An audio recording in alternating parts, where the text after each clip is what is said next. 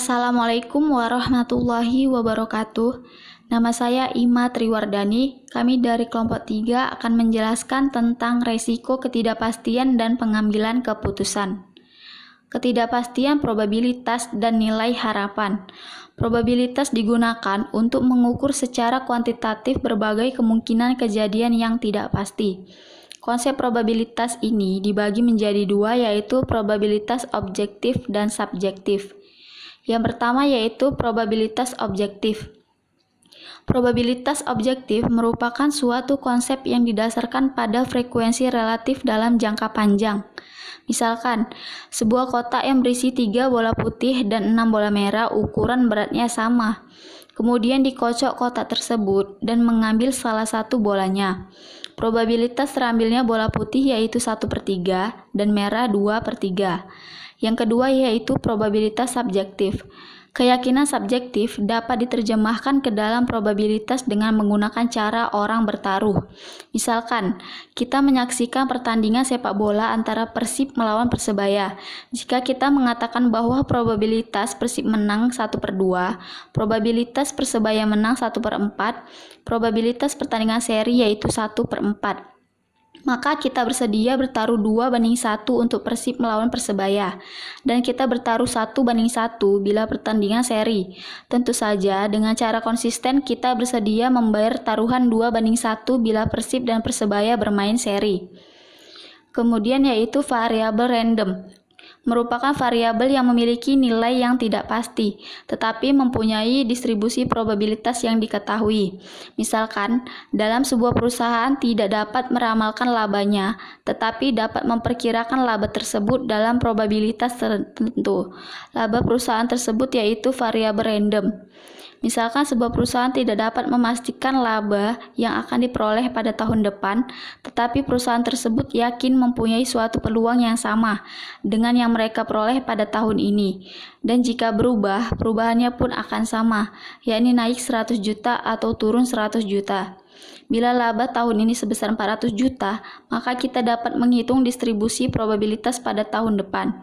Probabilitas menghasilkan laba 400 juta 1/2, 300 juta 1/4, 500 juta 1/4. Laba yang diharapkan adalah 1/2 dikali 400 ditambah 1/4 dikali 300 ditambah 1/4 dikali 500 yaitu 400 juta.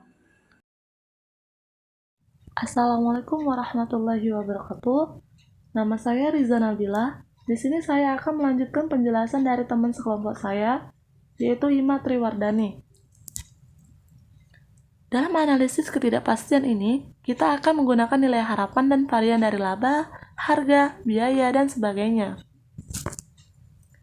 Biasanya perusahaan dapat menaikkan nilai laba harapan hanya dengan melakukan investasi yang berisiko lebih tinggi, yang berarti akan menaikkan varian dari labanya. Akan tetapi, investasi yang berisiko lebih tinggi tidak selalu menaikkan nilai laba harapan dengan tingkat yang sama dengan risikonya.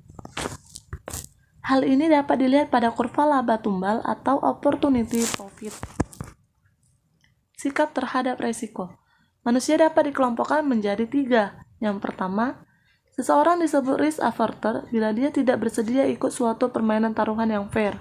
Yang kedua, seseorang disebut risk neutral bila dia tidak bisa dipengaruhi untuk menolak atau mengikuti suatu permainan taruhan yang fair. Yang ketiga, seseorang disebut risk lover atau risk seeker jika dia akan senang sekali mengikuti suatu permainan taruhan yang fair. Langkah-langkah pengambilan keputusan. Proses pembuatan keputusan merupakan inti dari setiap masalah yang dihadapi oleh dunia bisnis. Secara umum, proses pengambilan keputusan dibagi menjadi 6 langkah, yaitu yang pertama, pembatasan masalah, yang kedua, penentuan tujuan, yang ketiga, pencarian alternatif, yang keempat, peramalan dampak, yang kelima, penentuan pilihan, dan yang keenam, penggunaan analisis sensitivitas. 1. Pembatasan masalah. Langkah pertama ini intinya diarahkan pada usaha untuk menentukan dengan jelas batasan-batasan keputusan apa yang akan kita buat. Keputusan-keputusan tidak dibuat dalam ruang hampa udara. Banyak keputusan yang lahir sebagai bagian dari proses perencanaan. Sementara, sebagian keputusan lainnya timbul karena adanya peluang atau masalah baru. 2. Penentuan tujuan. Dalam keputusan ekonomi, kita tidak selalu mendapatkan apa yang kita inginkan. Namun demikian, dalam keputusan memilih kita harus tahu apa yang kita inginkan. Adanya risiko dan ketidakpastian dalam dunia nyata kadang-kadang menyulitkan seseorang untuk mengambil keputusan dalam memilih alternatif. Fluktuasi ekonomi makro, adanya kebijakan baru dari pemerintah, keadaan musim, semuanya membuat proses pencapaian tujuan menjadi tidak pasti. Assalamualaikum warahmatullahi wabarakatuh. Nama saya Salman Al-Faridzi. Di sini saya akan melanjutkan penjelasan dari teman sekelompok saya yaitu Riza Nabila. Yang ketiga, pencarian alternatif. Seorang pengambil keputusan yang ideal akan membeberkan semua kemungkinan pilihan yang ada dan kemudian memilih satu di antaranya yang akan memberikan hasil yang terbaik bagi pencapaian tujuannya. Mengingat kendala keterbatasan manusia, para pengambil keputusan tidak bisa mengharapkan untuk dapat mengidentifikasi dan mengevaluasi semua kemungkinan pilihan. Biayanya akan terlalu tinggi, namun demikian beberapa pilihan alternatif yang paling menarik tetap ada dan harus kita pilih. Yang keempat, peramalan dampak. Tugas peramalan konsekuensi ini tergantung pada keadaannya, bisa dilakukan secara langsung atau diabaikan sama sekali.